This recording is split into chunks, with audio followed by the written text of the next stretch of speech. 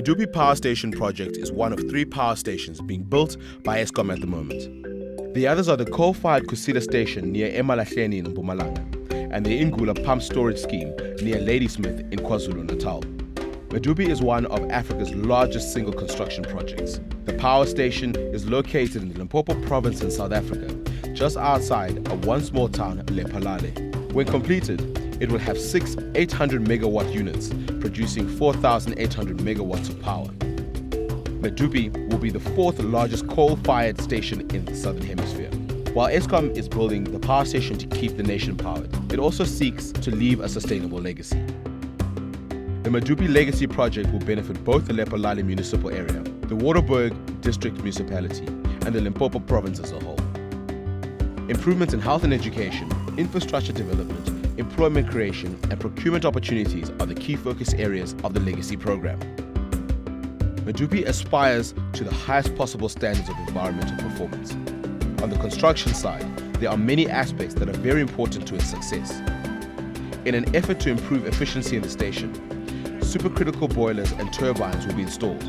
These operate at higher temperatures and pressures than Eskom's other stations. So for example, this power station has and makes use of what they call supercritical boiler and turbine technology, which effectively means we are more efficient and make more megawatts for less coal than we burn. So we actually have a lower carbon footprint per megawatt than you would for different and obviously lower grade type power stations.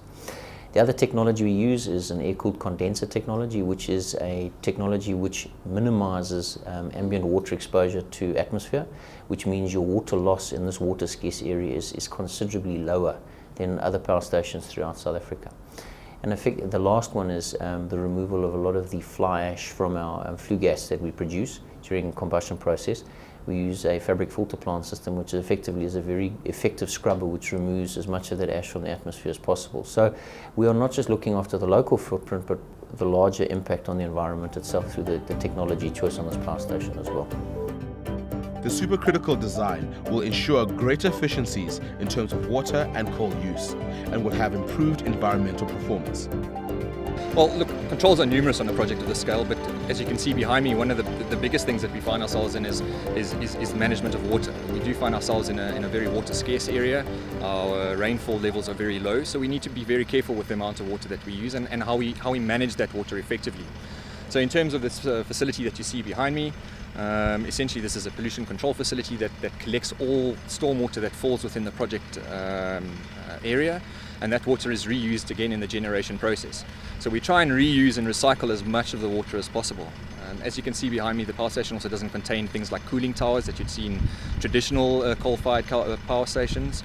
And that way we also recycle all the water instead of just emitting it out into the atmosphere. So there's a lot of work that goes into our impact on the environment and trying to minimize our footprint, but still trying to produce electricity for the country in a sustainable manner. During the clearing of the Medupi site, some 840 hectares, many environmental factors were highlighted. Nationally and provincially protected trees were either replanted or transported to a special nursery at the adjacent Matimba power station. Not only trees are being cared for, but some game as well. If you look at Medupi, when we first built and sited the power station, we did a lot of flora and fauna analysis. So on our arrival, we'd identified endangered or protected trees. So for example, we found that we had a baobab tree which was growing literally where we're building Unit 3's boiler and turbine. We effectively replanted that tree at the entrance to the site. It was a very carefully controlled process.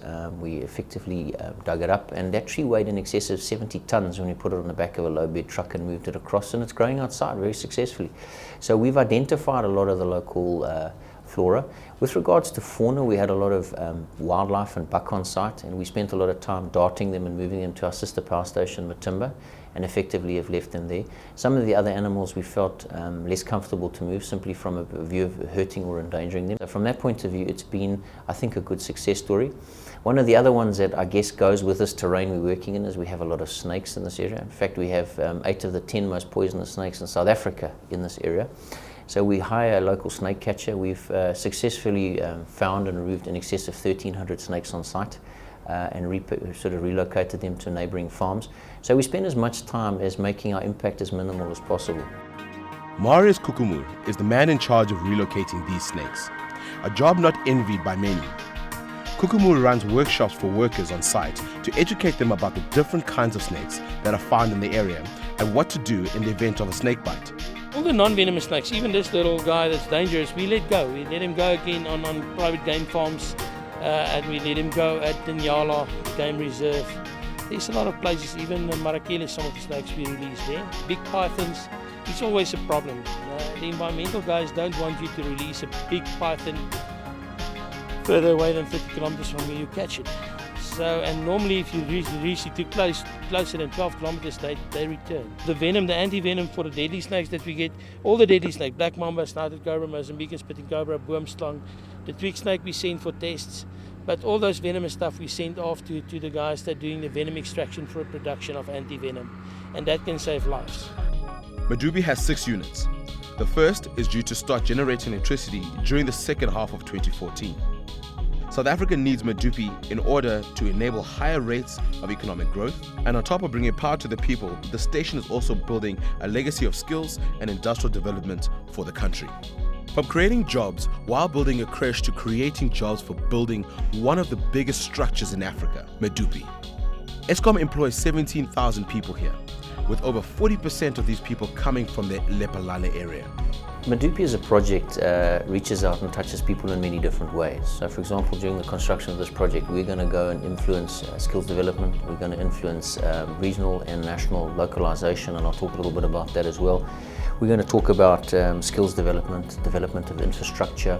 We're going to make a big difference to Lephalale, to Limpopo, and then to the rest of South Africa. If you look at where we are with regards to localization and manufacturing technology, the last big builds in South Africa took place over 20 years ago. And the last power stations we built were Majuba and Matimba power stations. And since then, a lot of the localized skills in terms of manufacturing experience and expertise has been lost. So since we placed the boiler contracts with Hitachi now, we've now reintroduced effectively into South Africa boiler manufacturing technology again, which effectively allows us to manufacture boilers in South Africa and use them for the South African environment, or if we wish, to export them. So we've effectively recreated a lot of the infrastructure we lost before, which is a huge step forward in terms of what the project has done for the country. With unique projects like Medupi comes unique skills. Skills development is at the heart of the power project. Skills development is the lifeblood of South Africa, and we're building a new future for tomorrow today. So we spend a lot of our time injecting prerequisite requirements into our contracts on our contractors. So in the older SCISA, the Accelerated Shared Growth Initiative in South Africa, we built a lot of contractual training programs and skills delivery requirements into our contracts, which are measured in great detail. And they focus on things like boiler making, artisan training, your requisite boiler making, all the trade skills from the very highest to the very lowest level. So we have things as high as tertiary education built into these skills transfer programs and development programs, to as low as pipe fitters, bricklayers and so on. So it's right across the educational spectrum. We also focus a lot on skills transfer on the work site. So a lot of the local people we employ, we bring onto the job will come on with very basic skills that we'll then take up through in-house training programs. The contractors, for example, have built training facilities in Lephalale itself. The Srilanka Training Centre is one example, built through this project, that allows people to be employed from the local area, go through physical artisan and boiler making and welding training, and effectively then being deployed onto site to use those skills that they've picked up. The Srilanka Training Centre is the flagship project of skills development legacy to be left by the project. It was started in October 2008 by construction firm Murray & Roberts as part of its contractual obligations to Hitachi, which is contracted by Eskom to build the supercritical boiler plant. The centre is required to produce 700 artisans as part of the Accelerated and Shared Growth Initiative for South Africa. So far, 233 people have completed their training and 368 are busy with their course. What we're currently doing for Murray & Roberts, we do training for Murray & Roberts through Hitachi and Eskom. So what we're doing is we train all the SCISA targets that they've got. They need to train 650 artisans up to artisan level. So we're doing it for Murray & Roberts on behalf of Hitachi. We usually take around about 120 per intake. We've got 6 intakes, and the recruitment is done with psychometric testing and evaluation and interviews and practical work before they start with the training itself. I think it's very important. I mean, if you look at just the area itself, people don't have the skills at all. They start here, they've got nothing. At the end, when they walk out here, they've got a trade certificate. So I think it's very important for not even just for the region, for the whole of the Popo and even the country. One of the graduates from the Tlalong Training Center is Lincoln Mohlaka. Lincoln has transformed from being unemployed for 6 months to becoming a qualified boilermaker thanks to his training at the academy. I enrolled at the college, and then lucky enough for me, I only did one block at the college, and then I got taken by Marian Roberts to train as a boilermaker for the project. At the training center, it's basically the fundamentals of engineering. Like, it's basically the thing that you're going to do on site. But what you do in the training center and what you do on site it's slightly different. But otherwise, the principles that you learn there and what you're going to apply here, it's basically the same. You could say that had it not been for them, I don't know where I would be by now, because in the day, like I told you, what had happened in the past and everything, So yeah, what they've done together with the government, to make sure that this type of things are here, it's very important. Mohlaka is just one of the many employees who has gone through the Tlalong Training Center, with many of the graduates keen to further their studies through the scheme. My name is California Kumala. I'm a qualified rigger artisan. For my future, I can now work anywhere I want to work. I can go overseas. I'm a qualified artisan in Section 13, the one that they wanted most. My name is Elsie Munyibodi and my title is boiler making. I want to be more than a boiler maker. I want to be a technician or engineer. I want to go further with my training. After the ad break, we'll find out how the Medupi project is giving back to the town of Lephalale and to the small business owners in the region.